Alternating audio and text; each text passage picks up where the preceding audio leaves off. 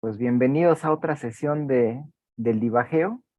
Y hoy tenemos el gusto de contar con Alberto Saldaña del Instituto de Matemáticas y nos va a hablar de unas cosas bien bonitas ahí, que aquí está el título de su plática y es súper simpático: de peleas de lobos a soluciones nodales de la ecuación de Yamave. Muchísimas gracias, Alberto, por haber aceptado la invitación y pues te los dejo. Muchas gracias, Juan Carlos, por la introducción tan amable y muchas gracias por la invitación a los organizadores, a Chucho, a Oscar, a ti, Juan Carlos. Me va a dar mucho gusto estar aquí y pues les vengo a platicar de este tema que a mí me parece muy bonito. Relaciona sistemas de ecuaciones, relaciona geometría diferencial, relaciona ecuaciones en variedades. Entonces, le puse este título de peleas de lobos a solución. Bueno, algo muy importante. Eh, este proyecto ha sido apoyado por el Papi con este número. Muchas gracias al apoyo, Papi. Entonces, ahora sí, ¿de qué va a tratar mi plática? Básicamente quiero establecer el vínculo entre tres conceptos. Las peleas de lobos. Peleas de lobos. Que serían como particiones de una variedad. Pensemos en esferas. ¿Cómo puedo partir una esfera de forma óptima con algún criterio, de manera que cada cachito esté optimizando algo, una función de costo? Y soluciones nodales de la ecuación de Yamave. Vamos a ver que uno puede ir de un concepto al otro de una forma muy natural y que tienen una relación intrínseca, estos tres. Bueno, vamos a empezar por aquí, por las ecuaciones, las soluciones nodales de la ecuación de Yamave, y para eso, para hablar acerca de la ecuación de Yamave, voy a empezar hablando de la conjetura de Poincaré. Cuando estaba preparando este seminario, pues la verdad me divertí mucho porque aprendí muchas cosas nuevas. Yo sé que todo este asunto de la ecuación de Yamave empezó porque Yamave, que vamos a conocer en un momento, estaba tratando de resolver la conjetura de Poincaré. Entonces, la conjetura de Poincaré, súper famosa, probablemente todo el mundo aquí la conoce, nos dice lo siguiente: toda tres variedad cerrada y simplemente conexa es homomorfa a la tres esfera. Es muy natural. Si uno le cuenta la idea a cualquier alumno de secundaria, de preparatoria, va a decir, no, pues sí debe ser cierto. Pero se tardó en resolver un montón, ¿no? Poincaré se lanza su conjetura en 1904 y es hasta 2002 que Grigori Perelman la puede resolver, y en el Inter, en esos casi 100 años, pues hubieron un montón de pruebas falsas de la conjetura de Poincaré. Fue algo que mucha gente trató de resolver, y para mí fue una sorpresa conocer que hay una conjetura de Poincaré generalizada y que de hecho todavía está abierta en algunos casos, y los casos en los que está abierta a mí se me hacen súper curiosos. Entonces, le tomé aquí un screenshot a la página de la Wikipedia y me gustaría comentarla así rápidamente. Entonces, la conjetura de Poincaré generalizada nos dice lo siguiente. Bueno, pues de entrada podemos considerar tres contextos: el topológico, el lineal por cachos y el diferenciable. Y entonces, en estos tres contextos, la conjetura dice lo siguiente: cualquier esfera homotópica en la categoría que elijamos, cualquiera de estas tres, es isomorfa en esa categoría a la esfera estándar, ¿no? Así es como generalizamos la conjetura de Poincaré a otros contextos. Puesta de este modo, aquí vemos el estado de esta conjetura. Pues si estamos con variedades topológicas, es siempre cierto en todas las dimensiones. Si estamos en lineal por cachos, así como cosas trianguladas, pues es cierta en todas las dimensiones menos en 4, y en 4 no se sabe. Y en 4 es equivalente al caso diferencial. Y en el caso diferencial es falso en general. Hay contraejemplos en dimensión 7. Aquí ponen una lista de dimensiones particulares en donde es verdad, como en 1, en 2, en 3, en 5, en 6, en 12, en 56 y en 61. Pero luego dice, bueno, dice, la dimensión 4 es especial porque está relacionada con este otro conjunto de los lineales por cachos. Y luego entiendo que dice que en realidad se vale para todas las impares y para todas las pares entre 6 y 62. Y no se sabe qué pasa para las dimensiones pares más grandes que 64. Se piensa que es falsa, aunque podría que sea cierta para algunas dimensiones pares, pero no se sabe.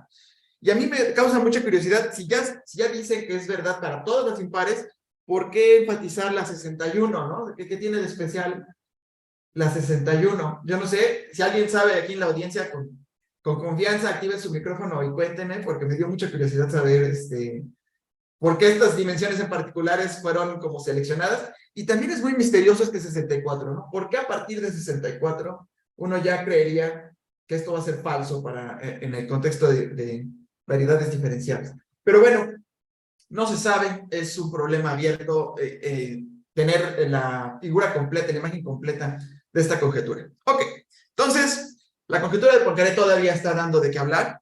Y en 1960, Hidehiko Yamabe era uno de los que estaba tratando de resolver esta conjetura de Poincaré. Y él dijo, no, un primer paso para resolver la conjetura de Poincaré va a ser el siguiente.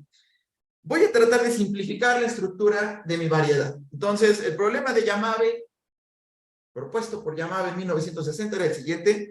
Dada una variedad riemanniana cerrada, con dimensión mayor o igual que 3, quiero saber si existe una métrica G' que sea conforme a G. Que sea conforme significa que me voy a pasar de G' a G con la forma más sencilla de todas, que es multiplicarla por una función positiva, que aquí le llamamos un ρ, al que normalmente le vamos a llamar factor conforme. Entonces, quiero ver si puedo pasar de G' a G mediante un factor conforme, de manera que la G' tenga curvatura escalar constante. Entonces, ya simplifiqué un poco la estructura de la variedad riemanniana y Yamabe pensó que este sería un muy buen inicio para empezar a resolver la conjetura de Poincaré. Yamabe propone este problema en 1960, cuando él tenía 37 años. Acababa de ser nombrado profesor titular, había sido profesor asociado antes, como unos meses antes, había hecho sus postdocs y todo, y murió trágicamente de un infarto poquito después, a unos meses después de lanzar su paper seminal sobre el problema de Yamabe, que de hecho ha dado muchos artículos y mucha estructura matemática detrás. Yamabe ya no vivió para ver todo lo que logró con su problema. De hecho, Yamabe pone su paper y lo intenta demostrar. En su paper había un error, porque vamos a ver en un momento que el problema al que llega es un problema de exponente crítico, y esos problemas son muy delicados. Entonces se le pasó un detallito técnico. Trüdinger encuentra el error, ya muchos años después. Yamabe ya estaba muerto, pero bueno, lo corrige en algunos casos, y luego hace equipo, bueno, pues Oban y Schoen también ayudan, y ya finalmente Schoen en 1984 da una respuesta positiva al problema de Yamabe. Ok, ¿qué dice el problema de Yamabe? Pues queremos encontrar una nueva métrica conforme a G. Queremos que G sea de curvatura escalar constante. Y Yamabe logró reducir este problema a la solución de un problema diferencial parcial en la variedad M, que se ve de esta manera. En M queremos una solución a un problema con el operador de Laplace-Beltrami, y R y RG' son las curvaturas escalares de G y de G' respectivamente. Aquí tenemos un exponente 2 estrella, que lo vamos a conocer como el exponente crítico de Sobolev, y está dada por esta expresión de aquí. 2n sobre n menos 2. Aquí estamos viendo que siempre vamos a estar considerando variedades con n mayor o igual que 3. Bueno, esta constante de aquí es una constante explícita, está dada por 4 n menos 1 sobre n menos 2. Bueno, entonces sale una ecuación diferencial parcial con una aplicación geométrica importante y bonita. Toda la comunidad de ecuaciones diferenciales parciales empieza a frotar las manos y dice, bueno, está muy bien que tenga un trasfondo geométrico, pero ¿qué tal que entendamos así a profundidad la ecuación, ¿no? Olvidémonos un poquito de su aplicación en geometría diferencial y estudiemos a la ecuación como un objeto matemático per se. Cuando uno quiere hacer eso, pues lo mejor es simplificarlo lo más posible, aunque no demasiado, y poder describirla de alguna manera. Entonces aquí la simplificación fue esta. primero vamos a estudiar la esfera, que resulta ser un caso bastante importante, aún para Yamabe. Y voy a ir de una curvatura escalar constante a una curvatura escalar constante, de una métrica que ya tenía curvatura escalar constante a otra métrica que tenga curvatura escalar constante. Entonces uno podría decir que desde el punto de vista de la aplicación en geometría diferencial es algo bobo, pero lo que queremos en la comunidad de ecuaciones diferenciales parciales es entender a la ecuación primero, y luego ya empezamos a ver otros casos más importantes, más generales. Entonces, en este caso simplificado, ya pasé la constante Cn, aquí un coeficiente de acá, y aquí estoy normalizando mi factor a 1. Entonces, en este caso, mi poder, mi potencia 2 estrellas sigue siendo la misma, el AN ahora se vuelve esta constante de aquí explícita, y el tipo de preguntas que ahora queremos estudiar y ver qué tan lejos podemos llegar en su respuesta son las siguientes dos. A ver, primero, ¿existen soluciones positivas? Esas son las que le interesaban a Yamabe porque son las que me van a dar el factor conforme. ¿Cuántas soluciones hay? ¿Cómo se ven esas soluciones? ¿Ok? Antes de que empecemos a considerar aquí factores que puedan depender del espacio, pongamos todo constante y veamos si podemos dar una respuesta completa a estas preguntas. Otra pregunta podría ser, bueno, si ya sé qué es lo que ocurre con soluciones positivas, ¿qué tal que ahora quiera yo entender soluciones que cambian de signo? ¿No? ¿Existen esas soluciones? ¿Cuántas hay? ¿Y cómo se ven? Bueno, pues resulta que este ha sido un problema muy popular, muchísima gente ha estudiado en esto, se ha desarrollado muchos métodos para atacar problemas de este estilo. Y aquí vamos a mencionar los siguientes resultados, que no son una lista completa. En el caso de soluciones positivas, vamos a ver que dos resultados fueron los más importantes.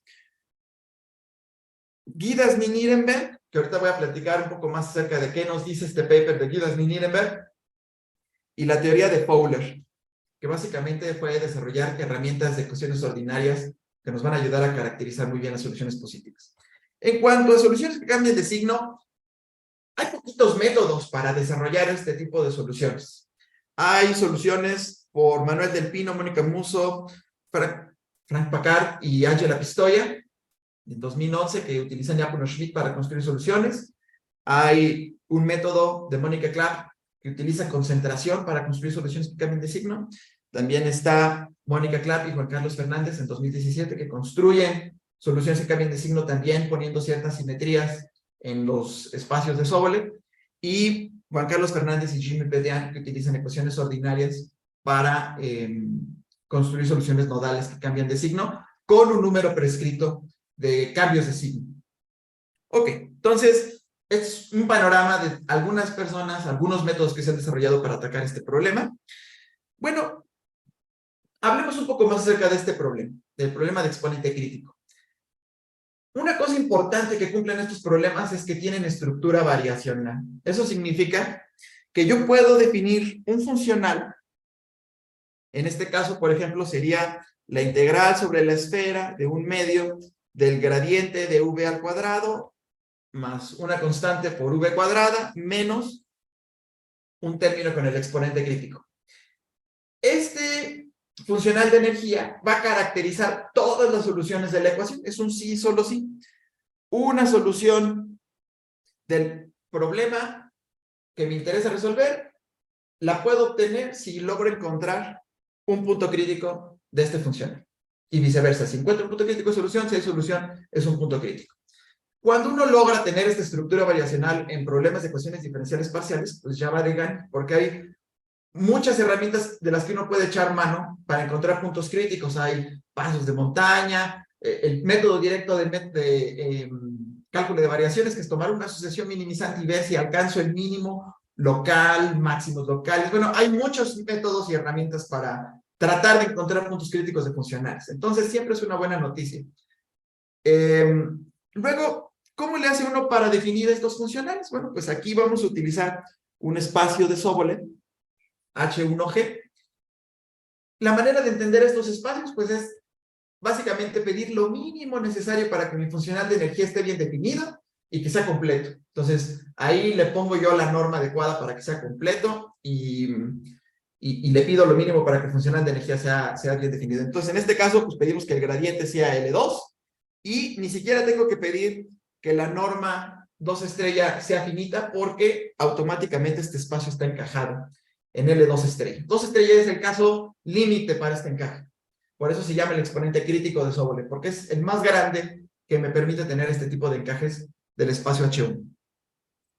Entonces, pues vamos a hablar un poco más acerca del exponente crítico. ¿Por qué son tan especiales estos problemas? ¿Qué los hace difíciles?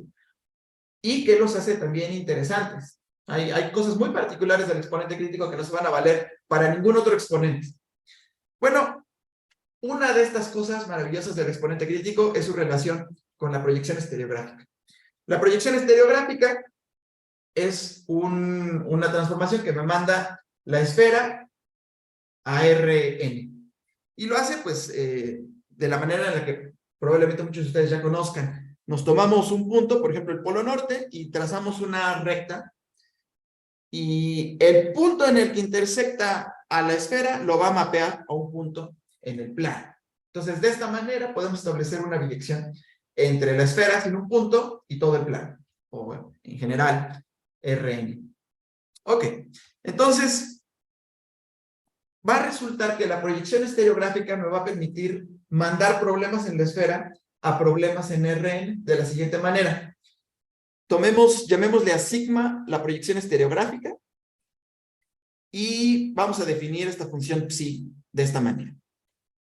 Ok, entonces para cualquier función u c infinito en la esfera, yo puedo definir una función v que sea este factor psi que definí arriba, una función positiva, nunca se hace cero, multiplicada por u, evaluada en la proyección estereográfica inversa, o sea, la que va de Rn a la esfera. Yo me puedo ir ahora también en sentido contrario de Rn a la esfera. Si hago esta construcción, resulta que el operador de Yamave se mapea al laplaciano normalito en Rn. El laplaciano, pues, seguramente todos ustedes también ya lo conocen, pues nada más es la suma de las segundas derivadas. Ok, y sale este factor de aquí, ¿verdad? El psi 1 menos 2 estrella.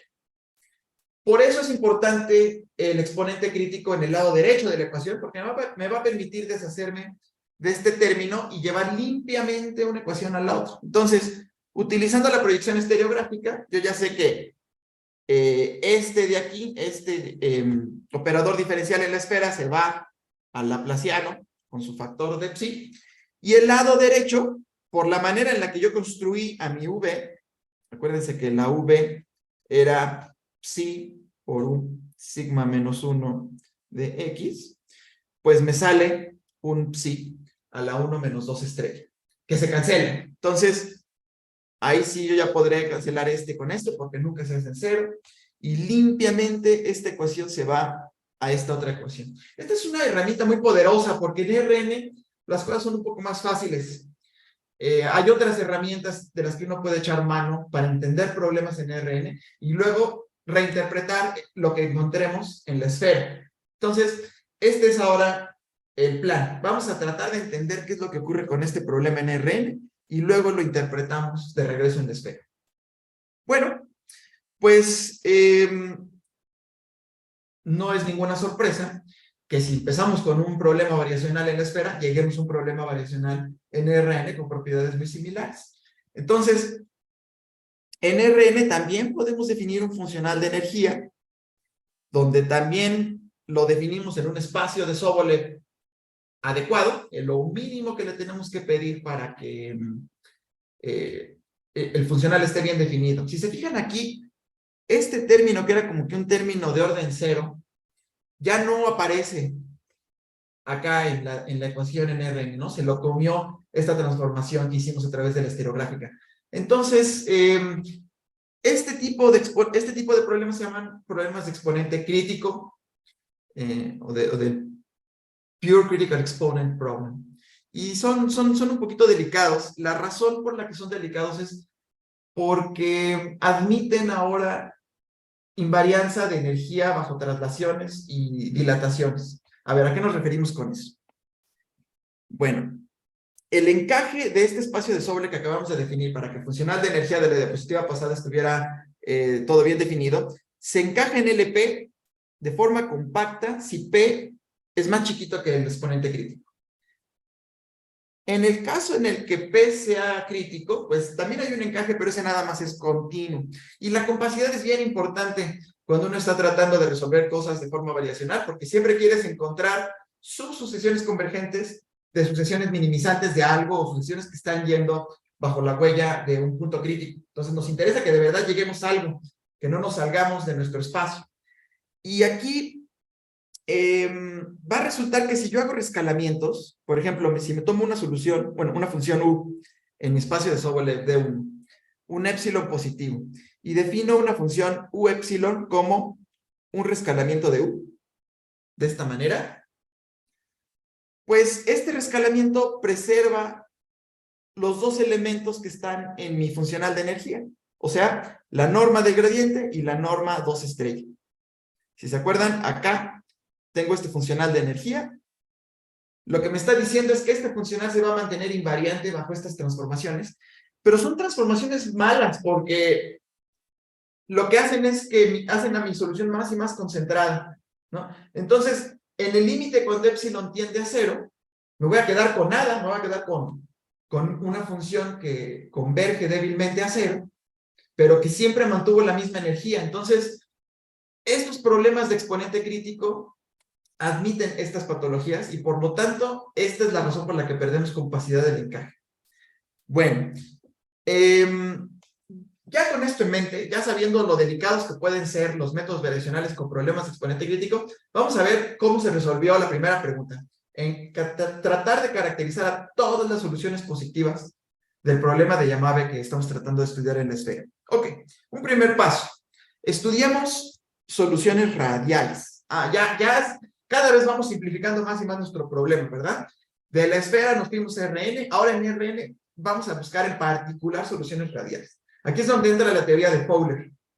Bueno, pues va a resultar que cuando yo imponga la restricción de soluciones radiales, mi ecuación se simplifica a un problema de ordinarios de este estilo. También con exponente crítico. Y para este problema ya uno puede echar mano de herramientas de ecuaciones ordinarias.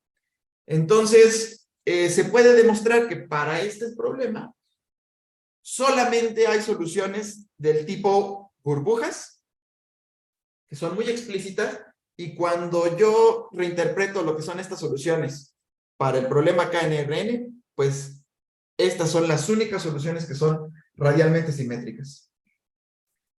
Aquí ya incluso le metí un factor psi, porque pues esta ecuación es invariante bajo traslaciones. Entonces, si encuentro una solución radialmente simétrica en el origen, la puedo trasladar y esa va a ser radialmente simétrica respecto al punto que yo quiero. Entonces, este es el punto que me permite hacer traslaciones. Y luego tengo algunos rescalamientos que también son permitidos, porque pues con el exponente crítico las cosas se llevan bien o mal con rescalamientos, dependiendo de cómo uno lo quiera ver, pero aquí lo que nos dicen los rescalamientos es que una vez que ya encontraste una solución, todos sus rescalamientos también van a ser soluciones. Estas son todas las soluciones positivas radiales de la ecuación, y de hecho, la teoría de Fowler me dice que no hay soluciones radiales que cambien de sí, ¿no? Estas son todas, las radiales. Bueno, sería maravilloso si ahora pudiéramos garantizar que no hay otras más que las radiales, y eso es lo que nos va a decir el resultado de Guidas, Ni y Nirenberg. Lo que nos dice este resultado es que las únicas soluciones positivas de esta ecuación deben ser radiales. No hay otras. Si es positiva, es radial. No puede haber una que sea positiva y que no sea radial. Ya juntamos entonces los dos resultados potentes, que es que solamente hay radiales y que todas las radiales son estas. Y entonces podemos dar una solución completa al problema de Yamabe. Nada más nos tenemos que regresar a la esfera. Ya sabemos cómo regresarnos a la esfera con esta transformación, y entonces leyendo lo que nuestras fórmulas explícitas de solución en RN significan en la esfera, pues llegamos a soluciones de este estilo. Ok, pues explícitas también. Si se fijan, cuando yo me tome z igual a 0 y delta igual a 1, pues este desaparece, este es un 1, este se cancela con este, y lo que me queda es una constante. Entonces, que exista una solución constante en la esfera para el problema de Yamabe, donde estábamos yendo de una métrica que ya tenía curvatura escalar constante a otra que ya tenía curvatura escalar constante, pues tiene mucho sentido. Tenía que haber al menos una solución constante. Pero hay un montón de otras soluciones que no son constantes y que también me van a permitir hacer este cambio. Ok, entonces ya logramos resolver una de nuestras primeras preguntas para entender la estructura de las soluciones de esta ecuación. Ahora, ¿qué tal? Y hasta les dimos soluciones, fórmulas cerradas, ¿verdad? O sea, ya no hay nada más que uno le pueda hacer esta pregunta. En la esfera ya es una respuesta completa para todas las soluciones positivas. Ahora, ¿qué hay acerca de soluciones que cambian de signo? Este es un problema más delicado. Empecemos a ver primero algunos resultados de no existencia, como para convencernos de que esto no es tan sencillo, no es trivial. Bueno, resultados de no existencia son los siguientes. Pues como ya vimos, el problema no tiene soluciones radiales que cambien de signo. Entonces ya no podemos hacer el mismo truco de, a ver, voy a hacer mi simplificación a soluciones radiales y ver si encuentro alguna que cambie de signo. No hay ninguna. La razón, o una de las cosas que explican por qué no existen estas soluciones, es este resultado de aquí abajito, que me dice que este problema, cuando yo lo restrinjo a un dominio omega acotado, no tiene soluciones positivas en ningún dominio estrellado. Por ejemplo, dominios estrellados tiene que ver con que hay un punto y yo puedo conectar cualquier otro punto en el dominio con una recta. La bola es un dominio estrellado.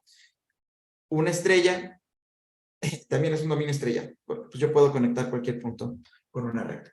Si hubiera una solución radial que cambiara de signo, pues necesariamente yo habría tenido una solución de mi problema en una bolita interior, con condiciones de Dirichlet. Aquí habría sido una solución positiva en un dominio estrellado, y yo ya sé que esto no puede ser posible. Esto se demuestra con una identidad que se llama la identidad de Pohoshaya. Entonces, bueno, no, esto explica que las regiones nodales de mis soluciones que cambian de signo, pues no pueden ser cualquier cosa. En particular, no pueden ser dominios estrellados, ni acotados. Ok. Entonces, ¿qué más no puede ser? Algo muy natural habría sido, bueno, pues si no puede ser radial, lo siguiente más sencillo que podría ser es que sea positiva en la mitad de un medio espacio y negativa en la otra mitad del medio espacio, y que la frontera del medio espacio sea mi línea nodal. Eso también suena como algo muy razonable, ¿no? Que aquí fuera positiva, acá fuera negativa. Pues tampoco puede ser. No hay soluciones del problema de exponente crítico en el medio espacio. Entonces, sea como sea que vamos a encontrar una solución nodal, pues su línea nodal se tiene que curvar de alguna manera.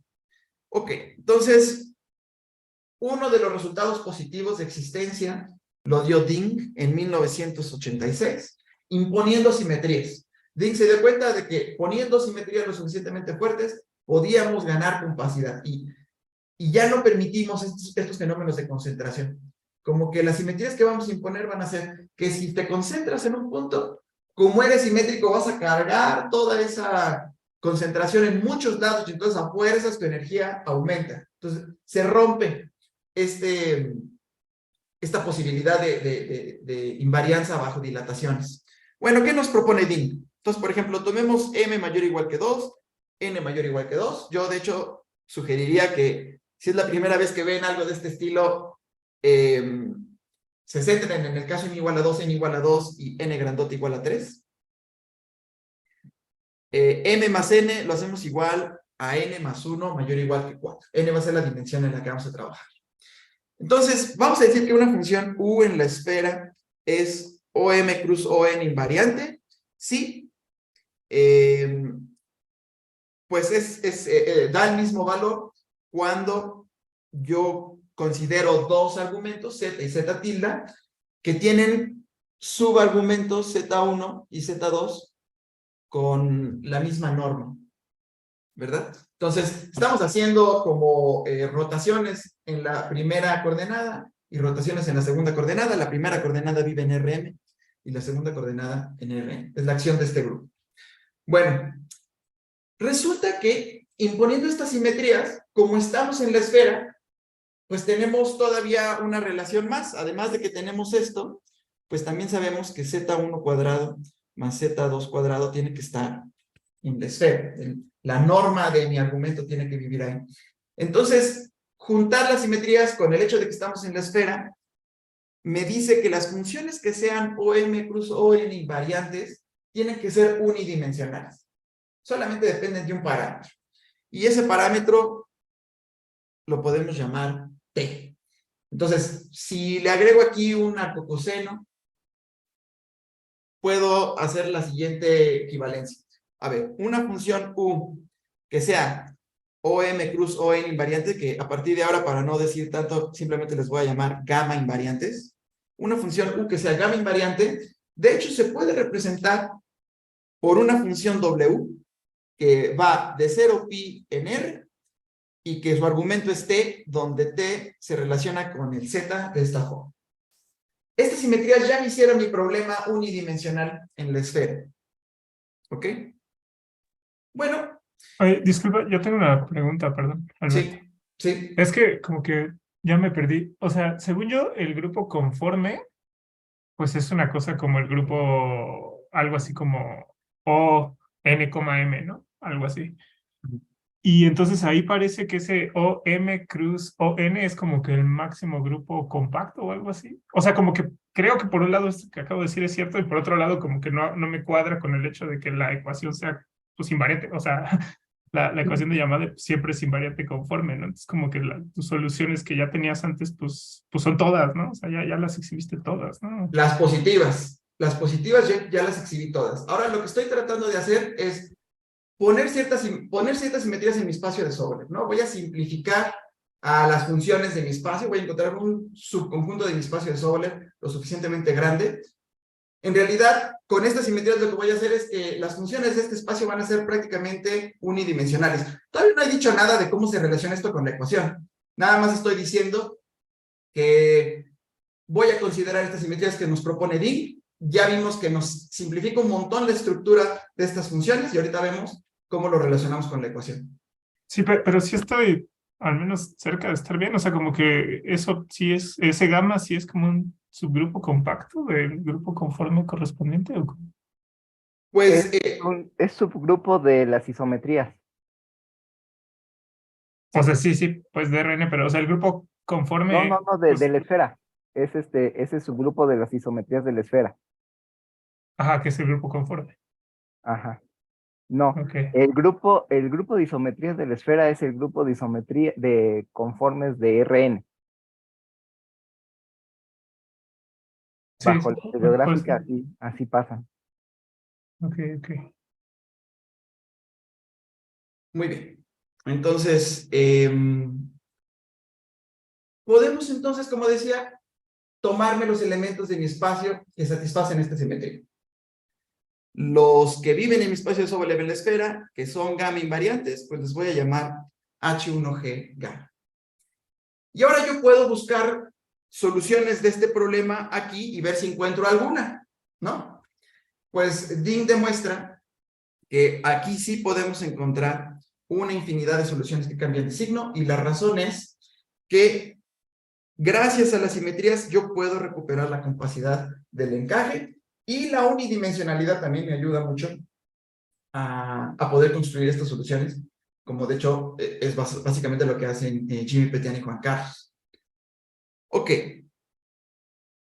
Quizá valdría la pena en este momento tratar de entender cómo se ven estas soluciones ahora en R3. Bueno, fijémonos ahora en el caso fácil que es n igual a 3, m igual a 2, n igual a 2. Y vamos a tratar de entender un poco qué estamos haciendo en la esfera si ahora lo leyéramos en R3. Bueno, pues todo esto tiene que ver con la estereográfica. Entonces, la estereográfica que va de mi esfera a R3 es esta.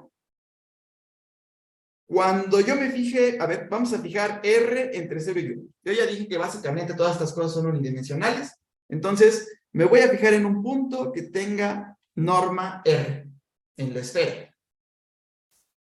Y ahora me voy a tomar toda su órbita. Entonces, tomarme su órbita, pues va a querer, significa tomar todos los puntos que van a, por ejemplo, raíz cuadrada de 1 menos R, y todos los puntos en su segunda entrada, bueno, en la entrada 3 y 4, que van a norma R. Y me tomo todo el circulito. Luego, esta órbita de este punto, esta es la órbita asociada a puntos con norma R, le aplico la estereográfica y obtengo este conjunto en R3. ¿Y quién es este conjunto en R3? ¿Cómo se ven las órbitas de este grupo de simetrías en la esfera en R3? Pues se ven como toritos. Entonces son toros en R3, donde al variar R, pues estoy variando qué tan grande es mi toro. Y todos ellos están anidados. También tengo dos órbitas singulares.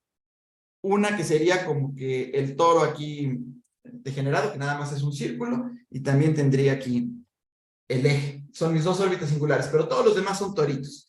Entonces, ¿cómo se ve mi función, mi solución nodal? Yo ya sé que la solución nodal que encontró Dean, metiendo simetrías, pues es básicamente unidimensional. En R se ve más o menos, digamos así. Tengo 3 puntos en donde, bueno, 4 puntos en donde mi solución se hizo 0. Lo que esto significaría en R3 es que voy a tener una solución en todo mi R3 donde los conjuntos nodales, es decir, el conjunto en donde mi solución se hace 0, déjenme ponerle V, son estas superficies de estos toros, ¿no? Entonces, entre toro y toro es en donde mi solución puede valer un signo positivo o un signo negativo. Ok, entonces, así se ven las soluciones de Dean, y ya logramos hablar acerca de uno de los conceptos que quería hablar el día de hoy. Ahora vamos a relacionarlos con particiones óptimas y con lobos. A ver, ya tenemos una solución que cambia de signo. ¿Qué más podemos hacer para entender lo que esta solución nos está diciendo? ¿Qué más estructura hay en esta solución? Por ejemplo, estas líneas nodales, estas curvas, superficies nodales, ¿tendrán alguna información adicional? ¿Podremos caracterizarla de algún modo? Y lo que queremos hacer ahora es justamente caracterizarla como una partición óptima. Van a ser una partición óptima de la esfera y van a ser una partición óptima de R3. ¿Óptima en qué sentido? ¿Cuál es el criterio que están minimizando? Pues vamos a hablar de eso ahora. Queremos encontrar subconjuntos que me van a partir a mi espacio o a mi esfera de una forma óptima. Y así es como lo vamos a hacer. Vamos a considerar problemas como los que consideramos antes, pero ahora en subconjuntos abiertos de la esfera. Entonces, me voy a tomar mi ecuación con exponente crítico en un subconjunto abierto de la esfera. Le voy a poner condiciones de frontera de Dirichlet en la frontera de mi dominio abierto y le voy a pedir que sea gamma invariante. Ok. Todavía no sabemos si existen o no existen, pero sé que se preserva la estructura variacional de mi problema, entonces voy a poder definir una función de costo como el ínfimo de 1 sobre n de la norma L2 de todas las funciones que son no triviales y que son soluciones de mi problema. Entonces, a lo mejor voy a tener muchas positivas que cambian de signo, no importa. Me puedo tomar el mínimo de ellas y así es como construyo una función C que nada más depende de 1. Luego puedo yo construir un dominio, un conjunto de conjuntos, bueno, un conjunto P, donde voy a construir las particiones admisibles de mi problema de partición óptima. Es decir, mi PM se define como conjuntos 1 hasta M, aquí M es un natural arbitrario, mayor o igual que 2. Bueno, para un M arbitrario, me tomo este conjunto PM, que son M conjuntos, todos ellos no vacíos, todos ellos gamma invariantes, todos ellos abiertos, subconjuntos de la esfera. Quiero que no se intersecten y listo. Ni siquiera estoy pidiendo que de verdad me mapeen toda la esfera o todo, sí, toda la esfera. Nada más necesito que sean subconjuntos, gamma invariantes, abiertos y que sean M de ellos no vacíos. ¿Qué significa entonces una solución al problema de partición óptima? Así es como la voy a definir.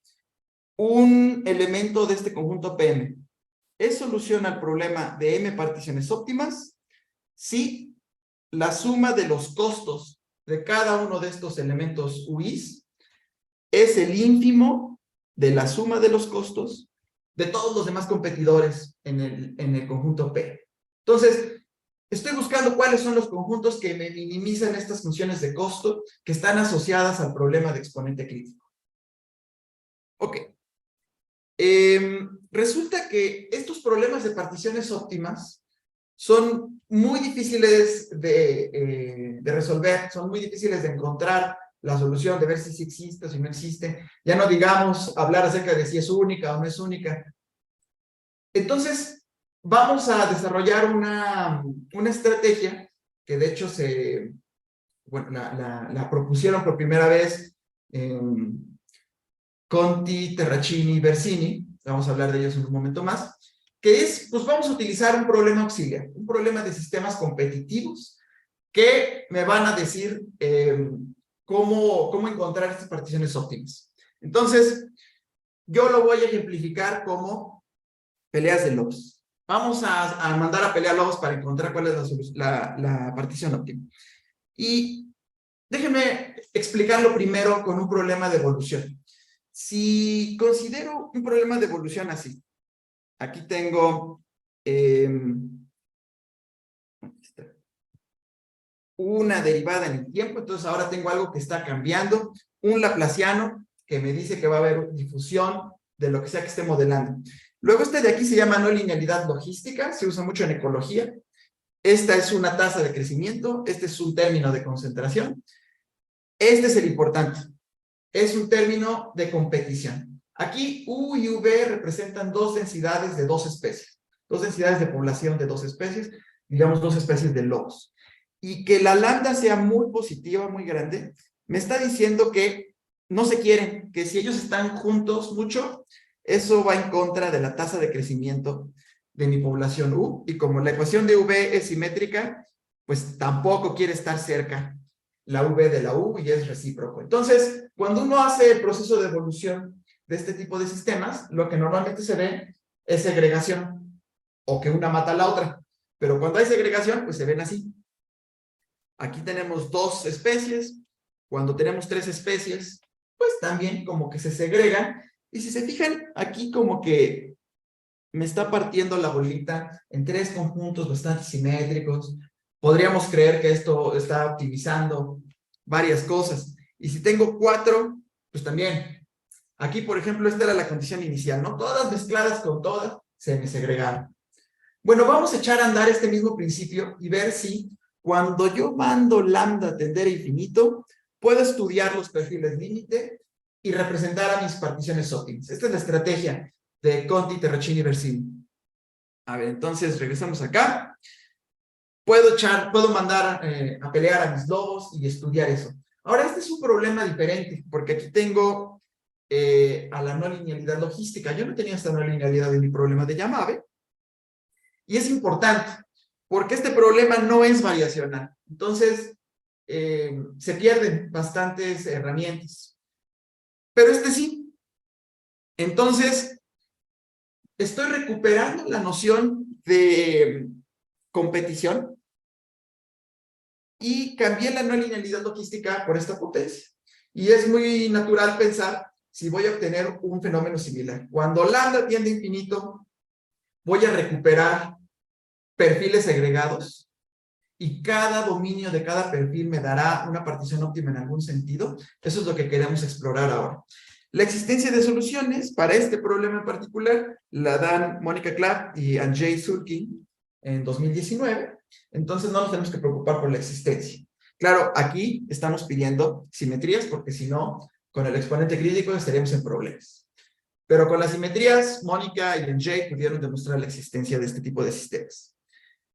Y este es ahora el resultado principal que nos va a juntar a los tres conceptos de los que yo les quería hablar el día de hoy. Vamos a ver qué dice nuestro teorema. Primero, para cada lambda positivo, lambda es mi parámetro de competición, existe una solución U que es positiva, tiene energía mínima de mi sistema S. El sistema S, pues es este de acá, donde tengo M componentes, aquí M es un natural arbitrario, entonces voy a poder tener tantas particiones como yo quiera, pero fijas, ¿no? Yo fijo en cuántos cachitos quiero partir mi esfera. Ese es M. Aquí considero entonces M ecuaciones, un sistema de M ecuaciones donde todos están peleando con todos. Y para cada lambda, lo primero que nos dice nuestro teorema es que existe una solución positiva de energía mínima. Luego, si mandamos lambda tender a infinito, llevo un perfil límite en el espacio de Sobolev, que le llamo U infinito I. Entonces, para cada componente existe un U infinito y convergen en norma. ¿Puedo decir más? Cada uno de mis perfiles límite es no negativo y es continuo en la esfera. Aquí estamos trabajando con nuestros lobos que están peleándose sobre la esfera. Por cierto, este problema de acá, sistemas de este estilo, también tienen su significado físico, y estos aparecen en condensados de Bose-Einstein. En mecánica cuántica. Bueno, o sea, este tipo de sistemas sí aparecen, con este tipo de no linealidades. Ya no son lobos exactamente, pero sí hay competición de estados cuánticos. Bueno, entonces, si yo me tomo mi perfil límite y lo restrinjo a su dominio, aquí UI lo defino como los puntos en la esfera en donde el perfil límite es estrictamente positivo, el interior de su soporte. Si restringo a mi perfil ahí, obtengo una solución de energía mínima de mi problema. O sea, es una solución del problema de exponente crítico en UI. ¿Cómo podemos imaginarnos al UI? Pues si lo hiciera en una dimensión, sería algo así como en su soporte es positivo y fuera de su soporte es cero. Pero nada más aquí, yo sí lo puedo caracterizar como una solución de un buen problema. Ahora sí viene la parte en la que lo conectamos con particiones óptimas. Estos soportes son un competidor para el problema de solución, son un competidor para el problema de particiones óptimas y de hecho son la solución. Y la cereza en el pastel es que si yo me tomo todos estos perfiles y los cambio de signo alternando, después de un reordenamiento de todos estos perfiles límite, puedo construir una solución gamma invariante del problema de Yamabe con exactamente m regiones nodales en la esfera. Entonces, si se fijan aquí, lo que hago es reordenar mis perfiles límite y luego los voy cambiando. Si una vez más lo veo todo como unidimensionalmente, pues lo que tenía era algo así. Y lo que estoy haciendo es simplemente voltear uno de mis perfiles límite que es siempre no negativo, pero pues bueno, le pongo el signo menos y lo que me queda sí va a resultar ser una solución global en la esfera, que por lo tanto también puedo entender en R3 o en Rn. Y lo que obtengo es una solución nodal con superficies nodales que son como tóritos y que mapean todo R, ¿no?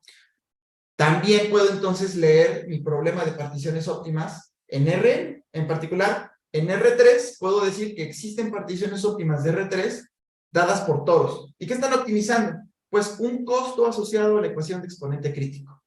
Esa es como la función de costo con la que, el criterio con el que yo quise elegir a mis superficies. Entonces lo que estamos diciendo es, dentro de este toro y fuera de este toro, son los dos conjuntos que me parten R3 de forma óptima, en dos cachitos. Y si quiero empezar a aumentar el número de cachitos en los que quiero partir R3, pues tengo que empezar a considerar más toros anidados, ¿no? Entonces ya puede ser 1, 2, 3, y empezar a considerar los cachitos intermedios. Para terminar mi seminario, quiero nada más discutir algunas referencias de otros problemas, de otras técnicas, de otras personas que han estado trabajando en este mismo problema y en cosas similares. Entonces, primero déjenme mencionar a Conti, Terracini y Versini, que como les dije, fueron los primeros en tratar de establecer estos vínculos entre particiones, sistemas competitivos y soluciones nodales. Ellos lo hicieron para potencias subcríticas, que son más sencillas porque uno siempre tiene compacidad. No hay necesidad de pedirle simetrías. Entonces, en este artículo en 2002, ellos hacen las relaciones entre dos particiones óptimas, sistemas de dos ecuaciones y soluciones nodales con dos regiones nodales. Y a partir de ahí, la escuela italiana pues, desarrolló bastantes resultados alrededor de este primer artículo seminal. ¿Qué pasa con más particiones? Y como ellos no tienen simetrías, su estudio de cómo se ven las particiones es muchísimo más delicado. Tienen que ver cómo se ven las interfaces y tratar de caracterizar los puntos en los que las interfaces chocan. Entonces, demostrar que la frontera de los conjuntos, de los soportes, de los perfiles límite, es, por ejemplo, continuo, es bastante pesado. No es un problema nada sencillo. Si se fijan acá, lo que sabemos de los perfiles límite es que convergen en una norma de un espacio de Sobolev. No nos dice nada de si el perfil límite es continuo o de cómo se ve su soporte. Entonces, esto requiere muchos estimados finos de regularidad, que nosotros nos ahorramos por las simetrías, aunque tampoco es del todo trivial, pero es muchísimo más fácil cuando tiene simetrías que en el caso general. Entonces, ellos, todos estos artículos, lidian con este tipo de problemas y generalizan este tipo de resultados. En 2018, Mónica Clapp y Angela Pistoia trabajan el caso crítico para dos dimensiones, para dos particiones óptimas, dos sistemas de ecuaciones, dos regiones nodales. En 2021, junto con Mónica Clapp y Juan Carlos Fernández, hacemos el caso poliarmónico, es decir, tomamos ahora el operador conforme correspondiente al poli laplaciano en Rn. Entonces, básicamente es la extensión de los resultados que les acabo de platicar, pero cuando el operador conforme que estamos considerando ya no es el Laplace-Beltrami más un término de orden cero, sino algo de orden m. En 2023, Mónica Clapp, Angela Pistoia y Hugo Tavares, de hecho el artículo lo terminaron en 2021, pero parece que el arbitraje ha sido muy largo, pero ya fue aceptado, entonces se va a publicar en 2023. Ellos extienden este resultado en variedades riemannianas cerradas de dimensión mayor a 10. En 2019, Juan Carlos, Jimmy Petian y Oscar Palmas trabajan problemas posiblemente supercríticos con simetrías más generales. En 2020, Juan Carlos y Oscar Palmas trabajan con variedades semi-riemannianas. En 2022, Diego Corro, Juan Carlos y Raquel Perales trabajan el problema de Yamabe con simetrías más generales. Bueno, sí, yo les voy a llamar simetrías generales, pero no necesariamente vienen de isoperimétricas ni de grupos de simetrías. Les llaman foliaciones riemannianas singulares y encuentran soluciones del problema de Yamabe que cambian de signo. Y muy pronto va a salir un paper de Oscar Palmas, Juan Carlos Fernández, Jonathan Torres Orozco, que nos va a hablar acerca de la Q-curvatura en variedades Einstein, y quien fue al CETNOL hace poquito, pues ya se enteró de este resultado. Eso es todo lo que yo les quería platicar el día de hoy. Muchas gracias, y eso es todo.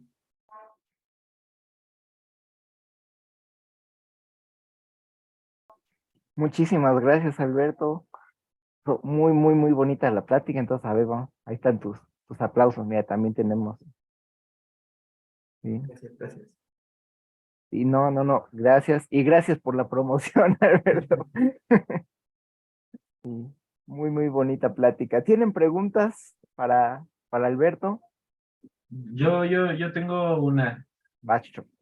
Hola Alberto, muchísimas gracias por la plática que estuvo genial. Creo que por primera vez en mi vida entendí más o menos qué onda con lo de Yamabe. Igual yo. Está padrísimo, muchas gracias. Y la pregunta en sí es, ¿hay alguna formulación de transporte óptimo de estos tres problemas? Sobre todo el de las particiones, tal vez como una especie de transferencia de masa, alguna cosa así de ese estilo.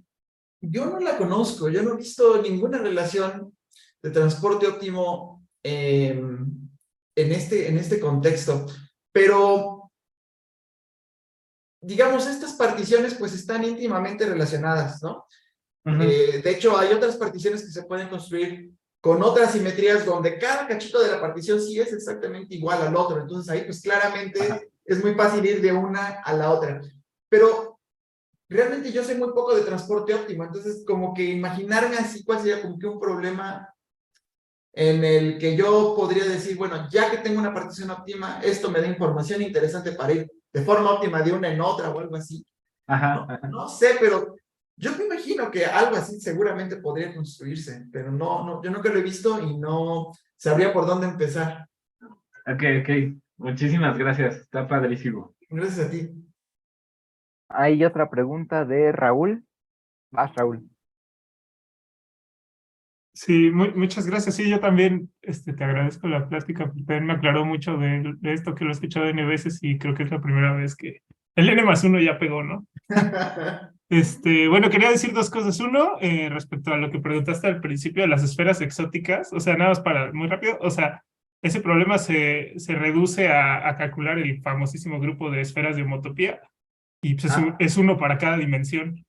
A ver, Entonces, pues se conoce el cálculo para las dimensiones que dijiste, ¿no? Pero ya, o sea, tú dices, cuando nos regresemos a esta página de la Wikipedia, la razón de por qué algunas de estas dimensiones son como importantes es porque hay algunas esferas explícitas.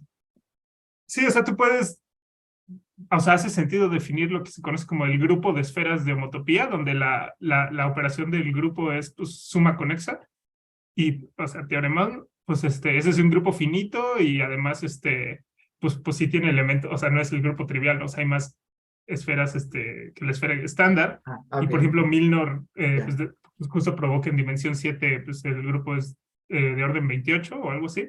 Ya. Pero el punto es que hay uno para cada dimensión, ¿no? Y entonces, pues, ¿por qué solo se conocen hasta dimensión 60 y tantos? Pues porque, pues no sé, ¿no? O sea, tú dime cuántos grupos te sabes del cálculo completo de todo. Es una serie de cálculos que casi que, y que justo se complica porque pues, ahí tienen que ver los grupos de homotopía de las esferas que tampoco se conocen en generalidad. Pero bueno, realmente no quería hablar de eso. Quería hacer una pregunta que quizás sea como para todos los que están metidos en esto. La pregunta es la siguiente, o sea, ahorita como que hablaste y mencionaste que pues la ecuación esta de Yamabe pues es invariante conforme y esencialmente exhibiste, si entendí bien, todas las soluciones, o sea, haciendo Posibles. una la transformación esta conforme que es la proyección estereográfica, como que exhibiste las soluciones positivas y básicamente, pues, o sea, en algún sentido como que diste el módulo de esas soluciones. Y en algún sentido, bueno, la pregunta es si se conoce, por ejemplo, la dimensión de este módulo en general, O sea, o sea, de... es que lo que haces cuando tienes una ecuación que tiene simetrías es consideras la ecuación, módulo sus simetrías, y eso es lo que se llama el moduli space pues, de soluciones, ¿no? Y se puede calcular la dimensión, ahí hay una cosa que se llama el complejo de deformación, pero no sé si ese cálculo se ha hecho, pues esa es la pregunta que ustedes me... Yo no lo conozco, pero bueno, digamos, estas son todas las posibles soluciones, pero exactamente el cálculo de este módulo yo no ni lo he visto, pero a lo mejor no sé si alguien más lo ha visto. No, esa misma pregunta una vez me la hizo Javier Gómez Montt y como yo no le sé de módulos, pues tampoco supe ¿Cómo se contestar, pero define? ¿Cómo se define este módulo? O sea, es que lo que haces es, tienes la ecuación, ¿no? Y esa ecuación, o sea, esta es una idea bastante más general. O sea, tienes una ecuación parcial que resulta que tiene ciertas simetrías, ¿no? Entonces, lo que quieres hacer es contar las soluciones módulo las simetrías, porque pues como que una solución, si la mueves, pues puede parecer muy distinta con una Claro. simetría, pero pues realmente es como la misma, ¿no? Solo es un Sí, cambio de coordenadas. sí, Entonces, lo que haces típicamente para hacer ese conteo o para sí, precisar en qué sentido quieres hacer ese conteo es pues justo construir un espacio que se llama el espacio móduli, ya, y la manera en la que haces es, pues por ejemplo, para calcular su dimensión, que es lo que típicamente se puede hacer más o menos de manera limpia, sí, es linealizas la acción, linealizas la ecuación, y con eso construyes lo que se llama el complejo de deformación, que es un complejo literalmente de cadenas, y calculas su homología en cierto grado, y eso te da la dimensión. Y por ejemplo, eso se hace pues, para las ecuaciones de Cyber-Witten, para las ecuaciones de Young-Mills, ujú. y según yo, es como, pues ya un cálculo de rutina. Bueno, o sea, es de rutina, no quiere decir que sea fácil, ¿no? O sea, simplemente es como linealizas la ecuación, linealizas la acción y Sí, ves, pues básicamente usas el teorema de la rebanada, este que le gusta a Chucho, para ver qué direcciones son puro gauge. sí. Y pues eso es lo que en el módulo se muere, ¿no? Bueno, sin meterme a nada de cálculo de grupos, ni de tecnologías, ni nada así, yo diría, aquí el conjunto de todas las soluciones, pues claramente es este. Delta positivo y mi psi en R. Eh, bueno, aquí Pues sí, sí, pero el punto no es exhibir todas las soluciones, sino exhibir todas las soluciones salvo pues simetría. que no son equivalentes, ¿no? O sea, porque quizá Ah, todas esas son ya. equivalentes, o sea, me estás dando una misma solución nada más escrita en N de Exacto. muchas maneras con distintas transformaciones, ¿sabes? Exactamente. Entonces, cuando O ya sea, que no sé, ¿no? si quisiéramos ya como hacer una especie como de agrupamiento, pues yo diría que esto tiene dimensión, bueno, es que esta traslaciones, no sé si, qué dimensión darle, ¿no? Pero esta pues Pues justo claramente me N, daría dimensión 1. sí, La otra sería n, entonces diríamos n más 1, que de hecho es más o menos la dimensión del kernel de la ecuación linearizada, ¿no? O sea, si tú linearizas la ecuación y buscas cuáles son los elementos del kernel, pues están dadas por las derivadas de este tipo exacto, de sí, solución. justo es la Tiene idea. dimensión n más 1. Sí, sí. Una Y cosa eso, que a lo mejor podría servir aquí para la pregunta de Raúl, todas estas soluciones tienen la misma energía y la energía también está relacionada con el índice de Morse de las soluciones. Entonces las Sí. otras, las que cambian de signo, un número prescrito de veces y demás, cada vez le vas poniendo más energía y ahí como que ya empiezas a tener distintos cosas del índice de Morse y no sé si vaya por ahí. Tú que le sabes a todas estas cosas así más locochonas, no sé si por ahí vaya. Sí, o sea, para mí, o sea, como que en principio el camino de qué se hace es muy claro. La pregunta es si ya, o sea, si vale la pena tomar ese camino o eso lo hicieron desde hace 70 años, ¿no? el resultado que dije de que el kernel tiene dimensión n más 1 es muy usado, muy conocido y es la base de la construcción de todos los argumentos de Lyapunov-Schmidt para problemas de exponente crítico, ¿no?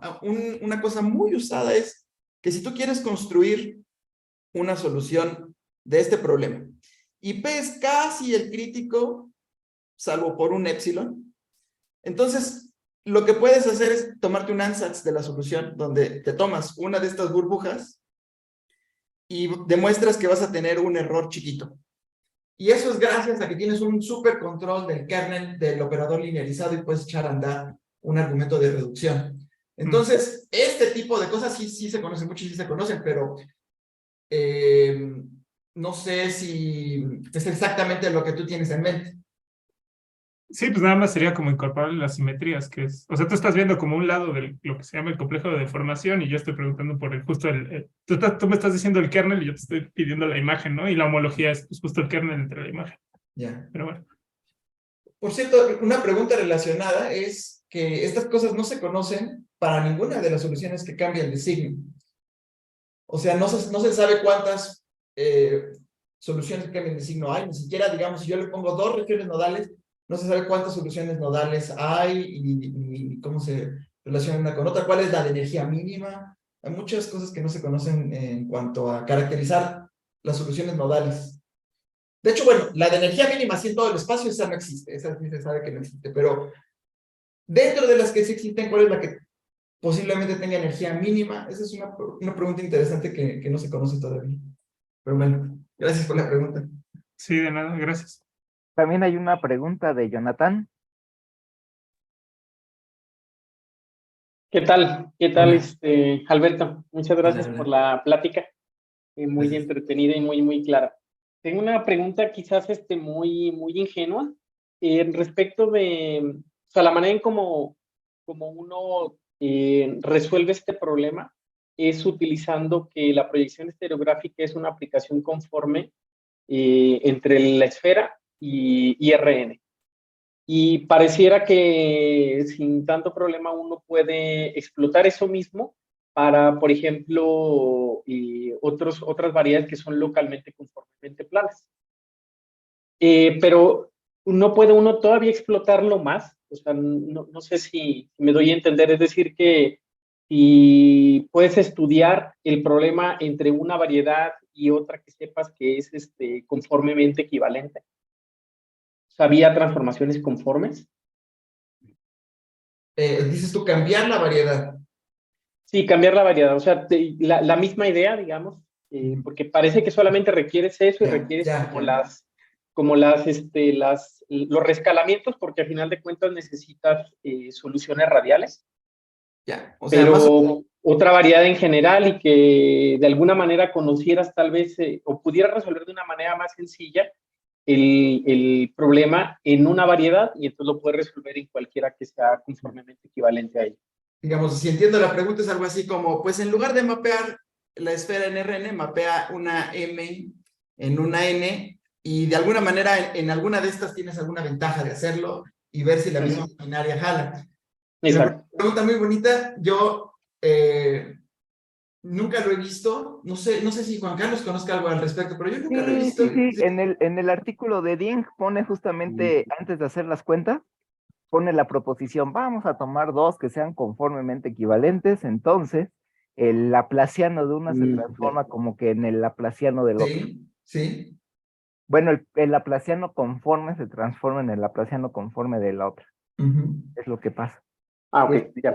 Pero ya no tienes tan buenas propiedades en tu otra variedad, digamos, para echar a andar todo el proceso, no, pues como ahí decir, depende de la variedad.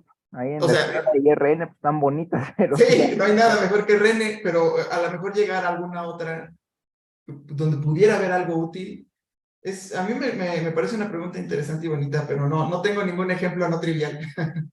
Ya, gracias. De Gracias a hecho, ti. puedes hacer de RN al, ¿cómo se llama? Ay, nunca me acuerdo, el HN, ¿cómo se llama el HN? El hiperbólico. También puedes pasar ahí al hiperbólico. Entonces ahí hay uno que casi ni hemos Sí, explorado.